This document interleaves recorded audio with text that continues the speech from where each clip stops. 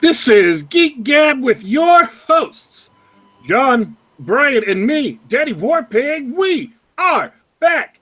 Geek Gab for Saturday, March 11th, 2017. I want to give my hosts, my fellow hosts, my good friends a chance to say hi before we jump right into the main part of the show. What's going on, guys? Hey, everybody. It's been a pretty good week. Got lots to talk about this time.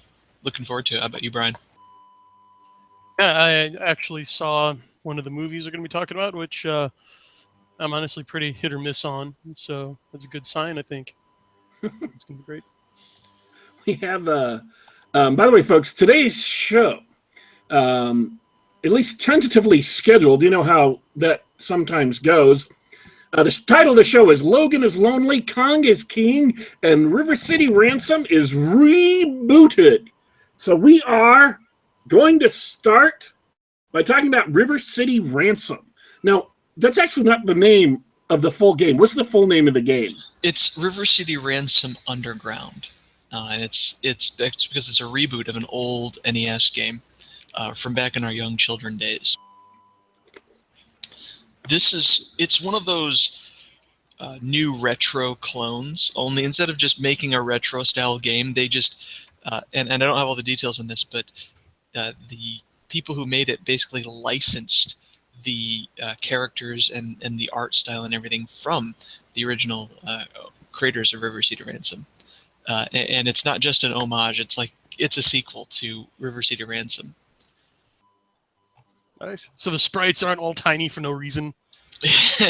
Right. It's got the same style, right? It looks like your typical, and it was a Steam greenlit game, right? It's your typical Steam indie pixel art game, but it's got the same look and feel as the original NES game, while being, we've got more pixels here, guys. It's fast, it's smooth, it's colorful, much more colorful than your 8-bit Nintendo.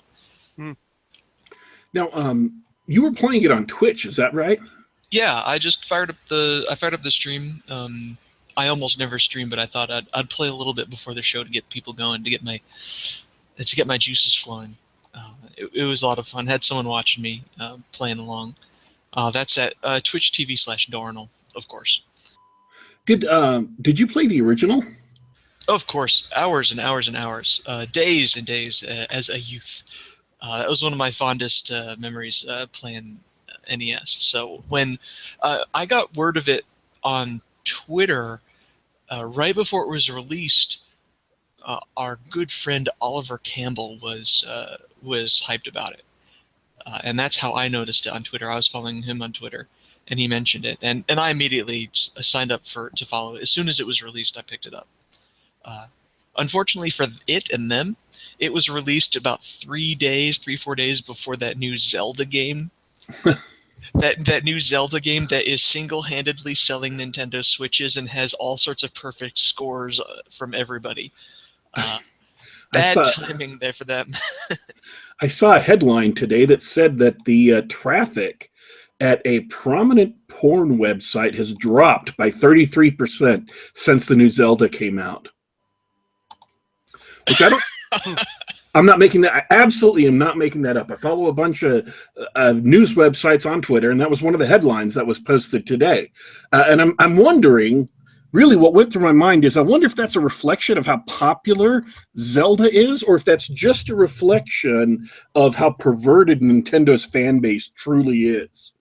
So I'm not sure. I don't have an answer on that. I don't have statistics, but I did think that might be the two instances, or the two options, the two possibilities. Either it's really, really popular, or Nintendo fans are perverts. So, well, probably yes, the latter. I'm going with that one. There's another possible horrifying dimension of that explanation, which is that yes, Nintendo fans are perverts, and for some reason, new Zelda is getting them off instead. Okay. Well, that's not going to happen with River City Ransom. All right. Oh, good. I think you just Are you violated the rating on our show. We We have might rating? have to carry an explicit rating now on iTunes and YouTube now. That was Oh, look what I did. So are you guys familiar with the game, the original or the new one? not even a little bit. Holy cow. Bust out your old Nintendo emulator, guys. River City Ransom is a side-scrolling sort of beat-em-up in the same vein as Double Dragon or Streets of Rage. But it being a crazy Japanese company, it's also got sort of RPG elements to it. Because as you run around the city, the River City, beating up other rival gangs, who all go to the high school. Nobody actually learns at high school. They just fight. Well, yeah. Exactly. Oh, that makes sense. This is Japan, guys. So in the original game, the two heroes, Alex and Ryan, are just guys that beat up all the gangs in the city because there's a rival who stole Alex's girlfriend or something, right? Typical cheesy high school fight setup. But every time you beat up the gang members, they drop coins, and so you pick up the coins and you collect money, and you can stop by the mall and strip malls and various stores, and you can eat food that powers you up, and you can also like learn. You can go to the dojo and learn special moves that make you stronger.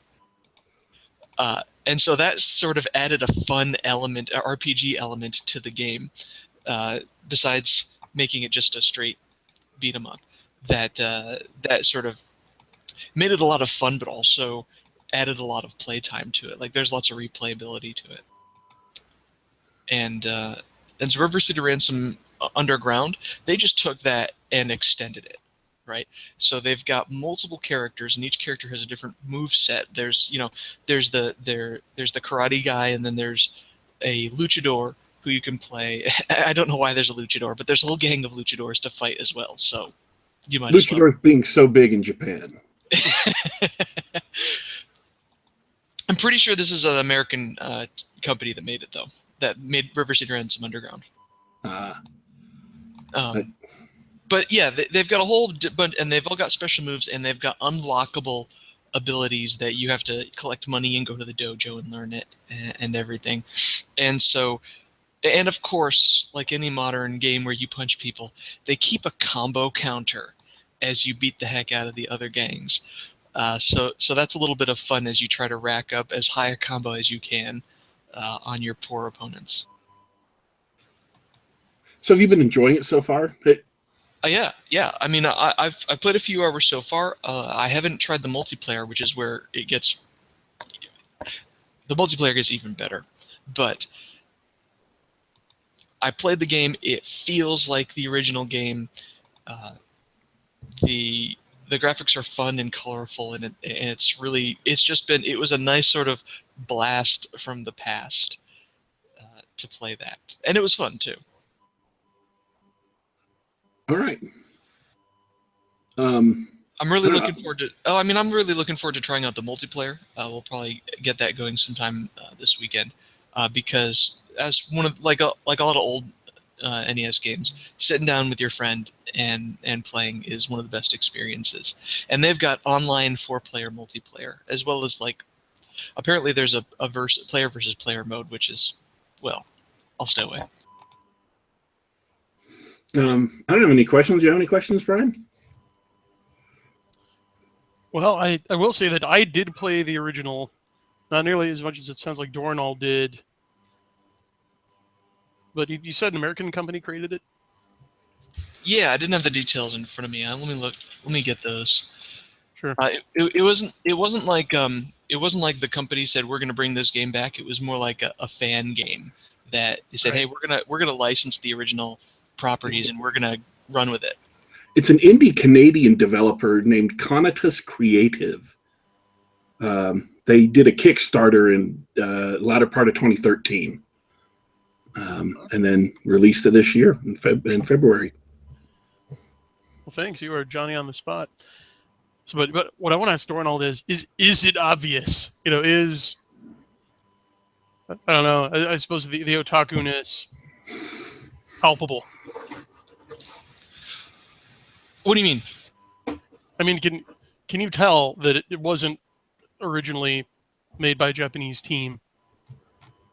I mean, it's hard to express in words, but like, I don't know. I can tell like an American artist drawing in a manga style, for example, as opposed to like an actual Japanese manga artist. Yeah, it is. It is. There's a lot of hand drawn art, for lack of a better word, that cutscenes and the title and everything. Obviously not Japanese. The in-game art closely models what we had in the NES, which was, I mean, that was more NES graphics than Japanese graphics anyway. Okay. And the style and the humor of the game is very similar, but for example, near the beginning of the game, you meet up with a couple of you actually meet up with the Alex and Ryan as they're older, and they've got a secretary, and they do a Ghostbusters reference where the phone rings and the secretary picks up and says, "We've got one," right? So that's something that would be I'd probably totally lost on everybody but me.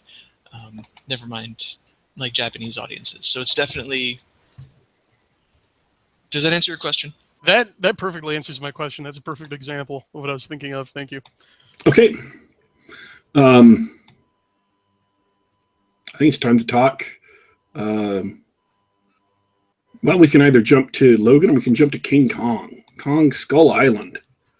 Let's do Kong. That sounds Okay. like more fun, to be honest. Kong Skull Island. If you've seen the trailers, and this is going to sound harsh, and it's not meant to be as harsh as it is, but it's nonetheless true. If you've seen the trailers, nothing in the movie will surprise you.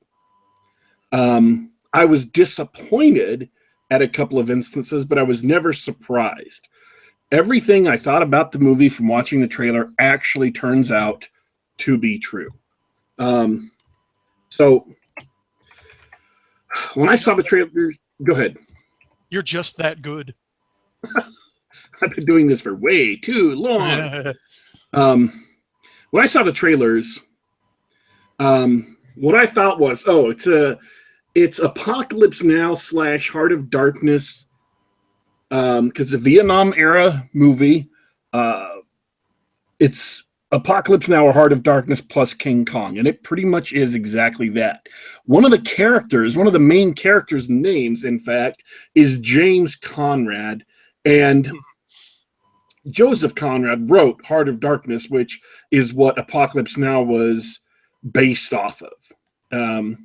So it is disappointing in and of itself that nothing in there surprised me.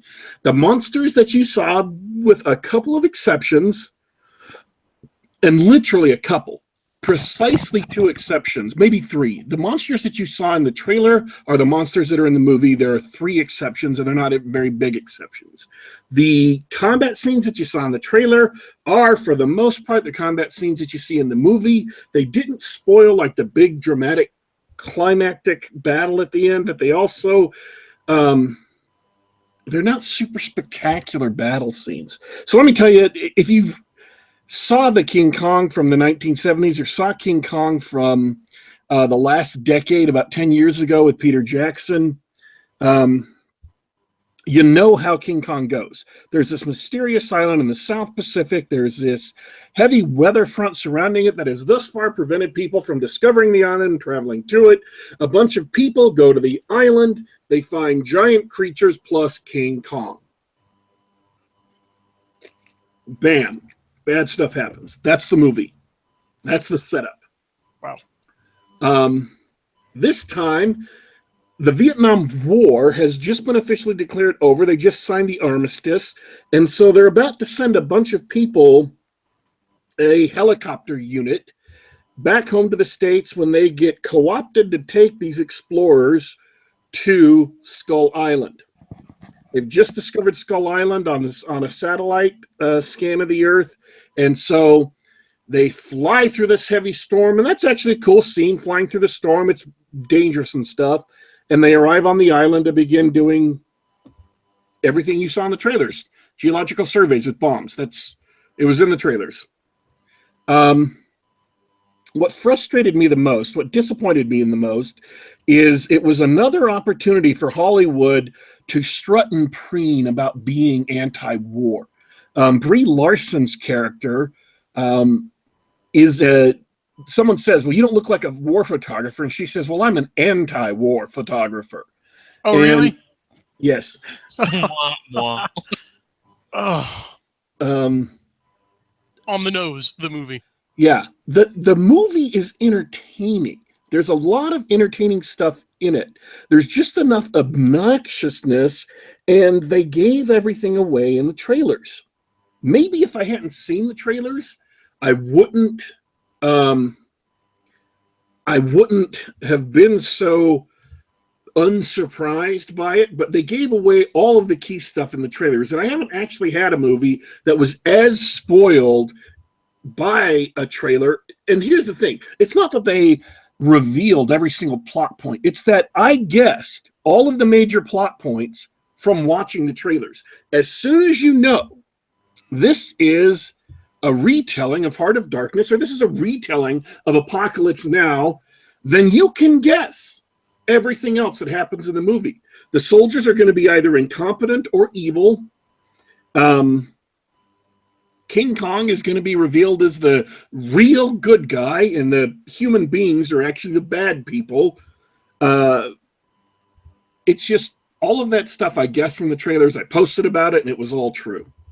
So that's why the movie, even though it was entertaining, was not as exciting as it could have been, because as soon as you know what politics the movie is pushing, you can guess everything else that's going to be in the movie. And it's very obvious about its politics, very on the nose, as you said, Brian. It really seems as though the writers counted on no one in the audience having read Heart of Darkness or seen Apocalypse Now, which sadly might be a safe assumption. Or even having seen any movie with military people in it, because with the rare exceptions of, The Rock and other, I don't mean The Rock the actor, I mean the movie, The Rock, and other, 13 Hours and other movies by that same director, most Hollywood people have real contempt for the military, and the military is always the bad guys. And sure enough. Yeah, even latest Star Trek pulled that one. But anyway. I'm trying to think of the interesting points that are... Oh, yeah. Very, very first thing is the military is completely incompetent. You're in a bunch of helicopters. There's a giant creature that's reaching up and smashing helicopters out of the sky. What's the very first thing you do? Are you actually asking us? Yeah, think about it. What's the very first thing you do? There's a creature reaching up and physically swatting helicopters from the sky. What do? Okay, well, depending on how tall it is, and knowing that helicopters have a more limited flight ceiling than a plane, I would laterally move away from the monster, like Charlize Theron should have done in Prometheus. Fly away or fly higher. And this creature is nowhere near the flight ceiling of a sea stallion or a Huey. Fly higher, fly away. That's it. Easy. Not very hard, especially when the island is filled with all of these rocky promontories that you can hide behind easily. You can just get out of sight. But instead, King Kong literally just destroys all of these helicopters because the military is stupid. He dodges out of the way at one point, and two helicopters run into each other. When a giant ape is dodging out of the way of helicopters, there's something wrong in the movie. They make the military look incompetent because it has to be a plot point, and it's tiresome and it's obnoxious. And it's like, okay, we get it. The military is not just evil, they're also stupid. Awesome.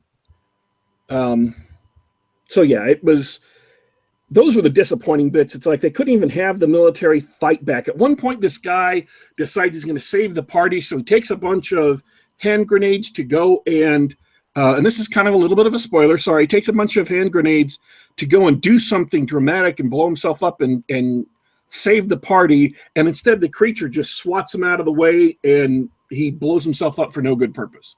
Just completely wastes his life. died for no reason. And this is a character that they had invested time and development into over the course of the whole movie. They wasted a lot of time setting up this character who had a completely ignominious death. It was a waste. At one point, the crazy guy, now, based on the trailers, who do you think would play the main crazy military guy? Because your first guess is going to be right. That would have to be Mr. Jackson. I mean, It's not a shock.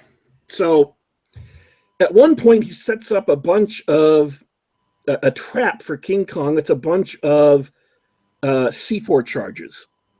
And then another evil creature shows up. And I'm thinking, oh, well, this will be cool. This will be a cool moment of redemption to where, and this is a spoiler, folks, okay? I'm spoiling something from the movie. Fast forward a little bit if you don't want to hear this, if you haven't seen King Kong. I'm thinking this is a cool moment for redemption, that he can see that, in the context of what this movie is set up, King Kong has something that he needs to do. He can't just blow up King Kong, and he can use these charges on the other creature. And for a brief shining moment, I had hopes that they would be a little bit self-aware, a little bit interested in crafting a character arc of redemption. That character arc, that hope, goes unfulfilled. I'm not going to say what happens exactly, but my hopes that there would be a little bit of a character arc there goes unfulfilled. Well, would you agree with what the press is saying, which is that King Kong is secretly a John C. Reilly movie? It's like a vehicle for him. How is that even possible? I don't understand the comment. Okay, because that's the character you're talking about, played by John C. Reilly. Like in the reporting on this movie, they're saying it's secretly a vehicle for him as an actor. Did that come across at all? Is he the crazy guy? Yeah. He was the best part of the movie. He did some kind of rough things, but he was the best part of the movie, and he's the only person given a real emotional payoff for being in the movie. And so, yeah, he's the one that tells the military everything that they need to do. And of course, because they're idiots, and the audience all knows that they should listen to him, but the military's all idiots, so they completely ignore him and suffer for it.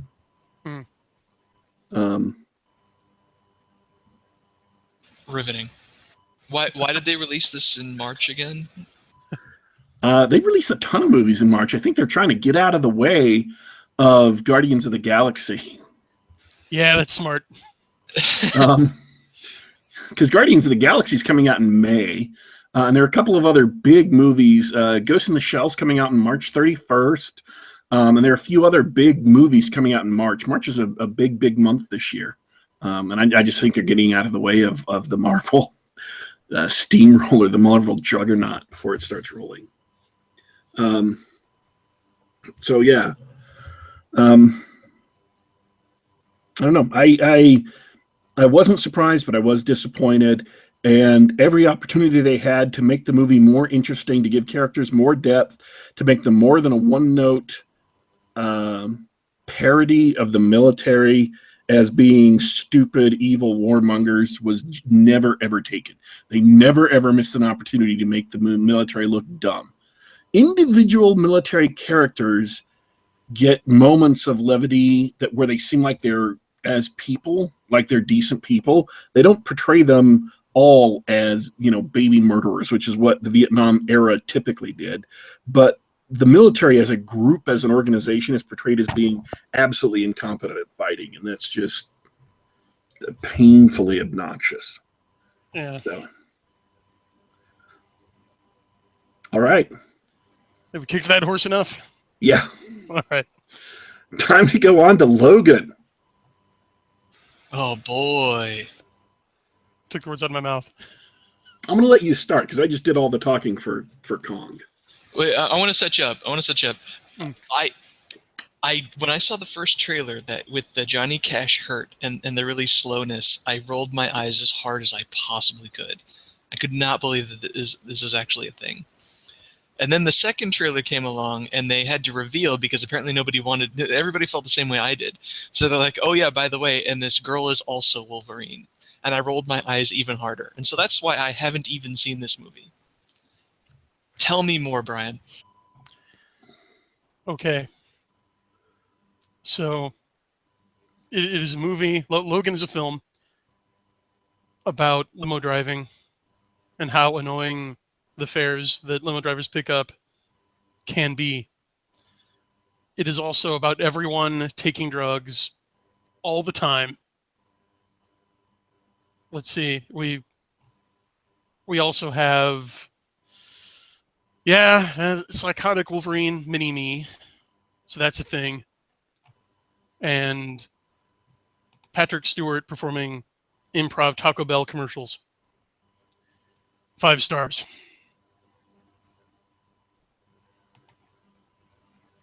You've completely stunned Daddy Warpig with that. I'm just waiting for him to explain it. Okay, I'm trying to avoid spoilers here. Because I saw the same movie, and a lot of that doesn't make sense to me. Okay. All right. So, I've heard, and I believe one of our guests said this, but recently heard that Logan is not a superhero movie. It is a Western that happens to have superheroes in it. I really think that hits the nail on the head. They even have a directed nod to that, where there's a part where Professor X and Mini Wolverine are watching a Western together. I don't know. Any of you guys know which one? Thank you. The Western Shane, which I've seen, is a really good movie. I was counting on you to see that. Thank you. So it's a way more personal story.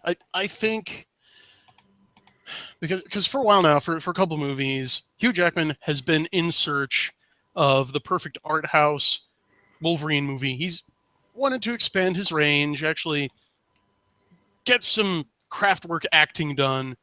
And the Wolverine Goes to Japan was really his first attempt. And the first 2/3 are good. I think it dropped the ball in the final act. This one, I think he finally succeeded. This one is totally consistent all the way through.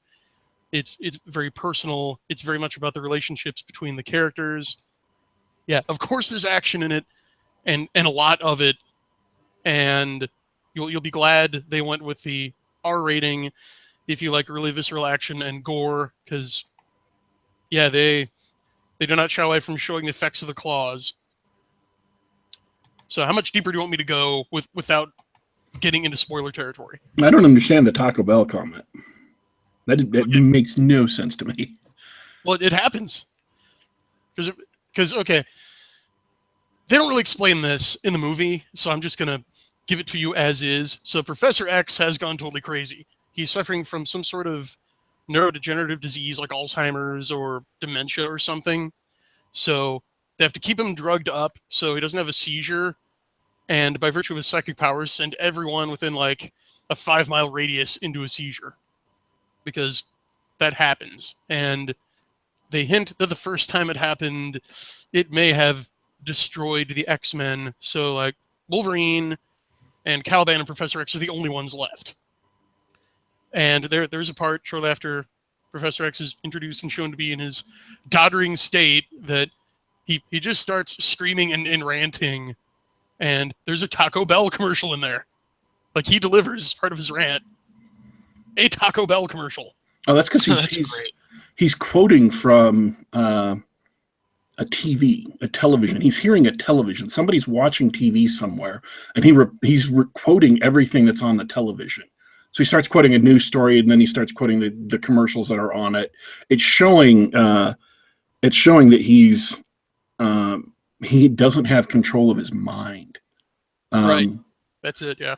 And the professor takes medicine. It should be noted that his medicine isn't what causes him to go, makes him demented. That causes the dementia. The medicine actually makes him more lucid. Although Yeah. there's a couple of times where they also make it seem like it's the other way, but for the most part of the movie, it's a little continuity bobble. But for the most part of the movie, he takes these pills and it becomes more lucid. He has more control over himself. He knows more of what's going on. He recognizes Wolverine, and then he also doesn't have these attacks. Both Professor X and Wolverine, you find this out right at the very beginning. This is not technically a spoiler. You do find this out right at the very beginning of the movie. Both Professor X and Wolverine are suffering from bad illnesses. Wolverine speculates as to the cause of his, which may or may not, I'm not going to talk about that because that is actually a legitimate spoiler. But both of them are hurting. Both of them are not in their prime. Both of them are quite clearly older men who have gone downhill physically, and that plays a large part of, or in fact, the key part of Wolverine's his arc through the entire movie is what he's doing now that he's an old man and he's no longer as sharp mentally. He's no longer as sharp physically. At one point, he goes to pop his claws out, and they don't even fully emerge because of various problems inside his body that he has to deal with. And so he's crippled in a very real sense. And that's what forms the kind of the undergirding of what happens during the rest of the movie. So Yeah, even his eyesight is deteriorating because there's a part where Professor X says, you can't even read the prescription on that bottle. Caliban. Caliban says it. Okay. Bald, pasty British dudes, I get them confused. But anyway, yeah, and just the fact that he is old, that Wolverine has aged, tells you visually right away that something is wrong. And sure enough, his healing factor is a little messed up. I won't go too deep into the reasons why, but yeah, drugs. So there's like 3 different kinds of drugs that that several characters take. So you already covered the medication. That makes it sound like they're doing like pot or acid or heroin or something. They're taking medication because they are sick. One is definitely performance enhancing drug. Okay, so I'm going to enumerate them. So there's the medicine that makes Professor X more lucid, that treats his dementia. There's the one that they introduced like back in Days of Future Past, I think, that suppresses mutant powers that they use whenever he does have a seizure and starts suffocating everyone. And then there's like the mutant steroids that comes into play on several occasions. So a lot of substances being consumed by a lot of folks. I'm not quite sure what it means, but it was a plot device that they fell back on quite a bit. And I suspect that it means something, but haven't quite figured out what yet.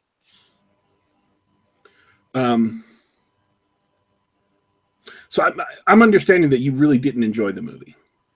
Oh no, I loved it. It's a good movie. It's very well made. The performances are solid. However, okay, I can't say that I loved it.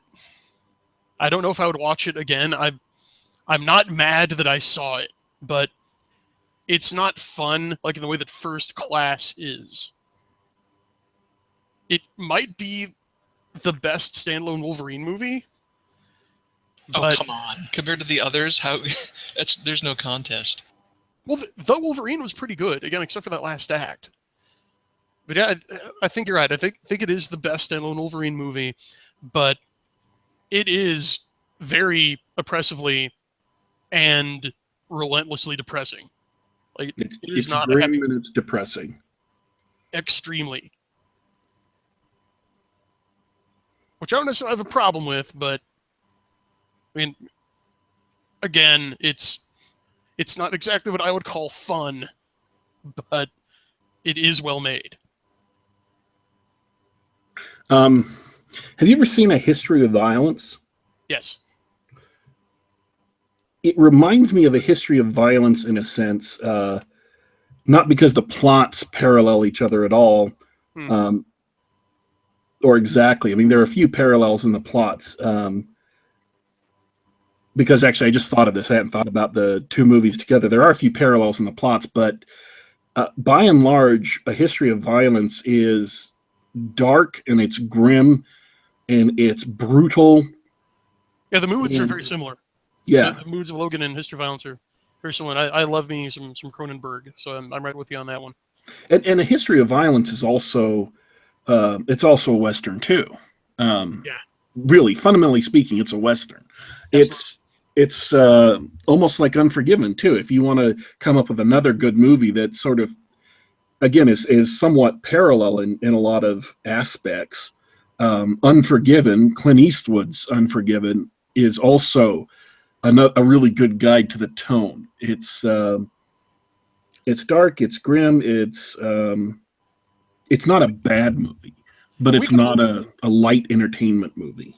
Exactly. We can almost do a meets thing here to describe to people. So Logan is kind of like Unforgiven meets Babylon AD meets A History of Violence.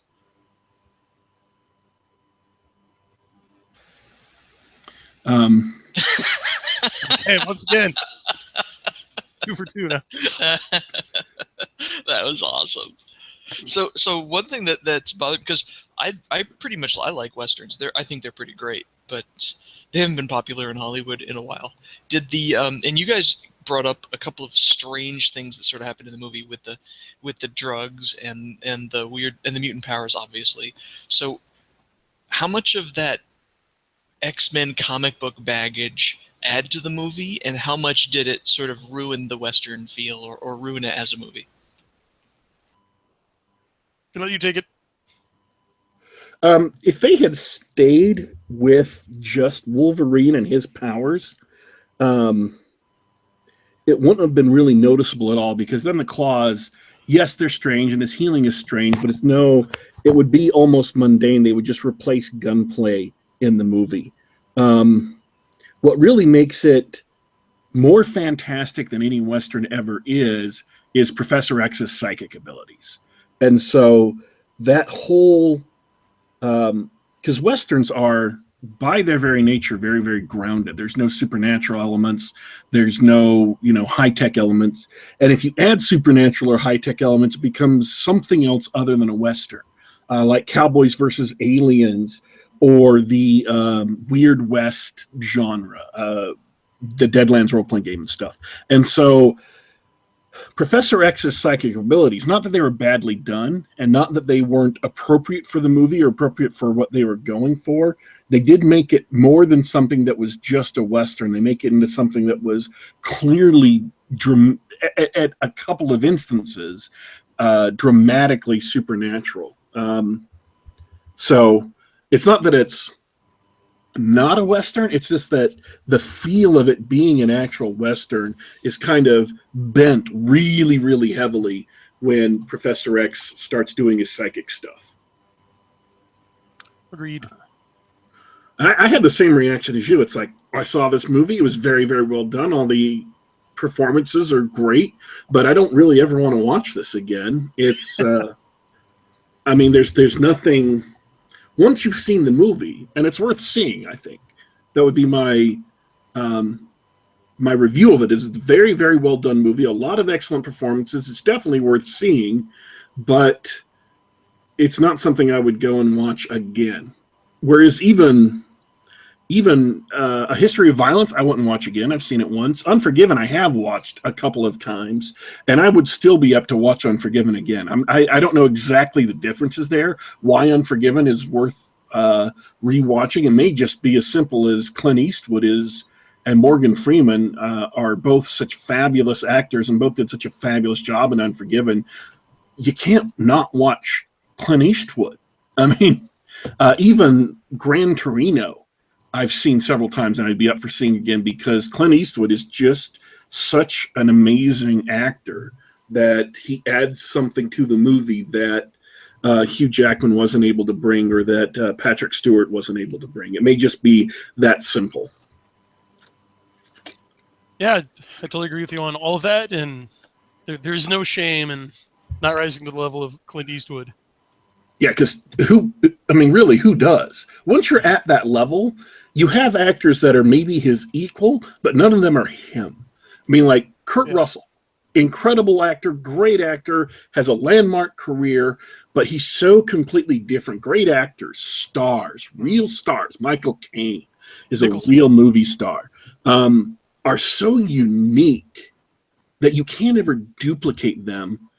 And so even stars of the same caliber aren't interchangeable. They stamp a movie with their presence. They stamp a movie with their talent, with the feeling they bring to it. And even if they're playing a different role and playing a different role very, very well, who they are comes through so strongly that the entire movie is kind of bent around them. And they're, and I don't mean ego in the sense of I'm so awesome. Their, force of personality is so great that the entire movie is infused with it and colored with it. And it becomes something completely unique with that actor. And you can't really duplicate it with anyone else, which is why remaking a lot of classic Hollywood movies is so stupid, because you can't ever remake it with different actors. It will never be the same. And even if you had, it will almost never, some exceptions, it will almost never equal or better the original material, because you don't have that, you don't have the original actors who inhabited the material and made it so amazing. You're here. So, all right. Any last thoughts about Logan? Go see it. It's worth seeing, very much so. Second, go see it once. Oh, if I have to. It's we are out of time. We're way out of time. Is there any last thoughts before we take off? I did have a question. Would you advise people to see Logan in the theater, or would it hold just as well at home, do you think? Depends on how much you like the X-Men. Or how much you like the sound of the movie we've just described. If that sort of movie sounds like your cup of tea, then by all means, go and see it on the big screen. There's enough visually going on that makes it worthwhile to see on the big screen. And there's a lot of really interesting things that happen in the movie that we haven't even touched on because they're spoilers. We can't even mention them because they're spoilers, and they're surprising when they happen, but you're like, oh, wow, I didn't expect that. Unlike King Kong, unlike Kong Skull Island, I didn't expect that, and that's a little bit strange, but I'm willing to, let them go with it and see what happens. So a lot of the elements introduced early in the movie pay off in different ways than you would expect. Yeah, that's why my initial review came out like something of an impromptu tone poem, because you can't really talk about the connective tissue without spoiling things. So yeah, if you like the X-Men, if you're a fan of Wolverine, the character as played by Hugh Jackman, I definitely recommend seeing it in the theater. There's enough going on visually that you can watch it, and it's great. This is Hugh Jackman's last hurrah as Wolverine. He's retiring as Wolverine, and even Patrick Stewart has said that he's going to be retiring, although he may have walked out back a little bit in the last few days. He'll be retiring playing Professor X after this. So it may just be the last chance to see those two actors playing those two characters, and it's worthwhile to see it on the big screen. So yeah. All right. Do we have any questions in the chat we want to hit before we go? No. Nope. Dornall, last thoughts. Yeah, get River City Ransom. If you have any nostalgia at all, it's worth it. It's great fun. Any last thoughts, Brian? Well, I do want to point out, in a blatant plug, that currently each book in my award-winning Soul Cycle is on sale. They're $14.99. They're priced specifically to be less than the pre-order price for John Scalzi's latest hardcover book. So go ahead and check those out. There should be links in the show notes below. And I've got another post should be coming out on the Castalia House blog Oh, good. this afternoon in a couple of 2 or 3 hours. So If you've been enjoying this series from the last couple of days, by all means, get ready, check it out. The concluding part of the 3-parter is coming out today. Thanks for tuning in, folks. Thanks for checking out the show. We do the show about once a week. You can catch us on, of course, catch us live, youtube.com/geekgab. You can just do a search for Geek Gab in the iTunes store. You can download the podcast there, listen to it on any of your various iDevices. We're also available on SoundCloud if you want to listen to it on the web. And we're also available on the Google Play Store, so you can download it to any of your Android devices that support the Google Play app. We are taking off for today. Next week, we hope to have blogger Rick Stump, a D&D, old school OSR D&D blogger. Week after that, we hope to have Rob Crease. We apologize. Jason Rennie was supposed to come on the show today, but there was a mix-up as to who was doing the scheduling and when was he going to be scheduled. So we're going to get him on the show as soon as possible. So we're definitely right now for Rick Crease in 2 weeks. And then after that, at some point, Yakov Merkin, Mason Housley, Jason Rennie, and hopefully the return of the Pulp trio, Jeffro, John C. Wright, and Razor Fist. John C. Wright's already definitely on board. And I have to talk to Razor Fist and Jeffro to see if they're available. We'll be firming that up as we get closer to April. Looking like probably the middle of April right now, if we're able to bring it off again. Thanks for tuning in, folks. We are leaving. We are signing out. We are turning off the show for today.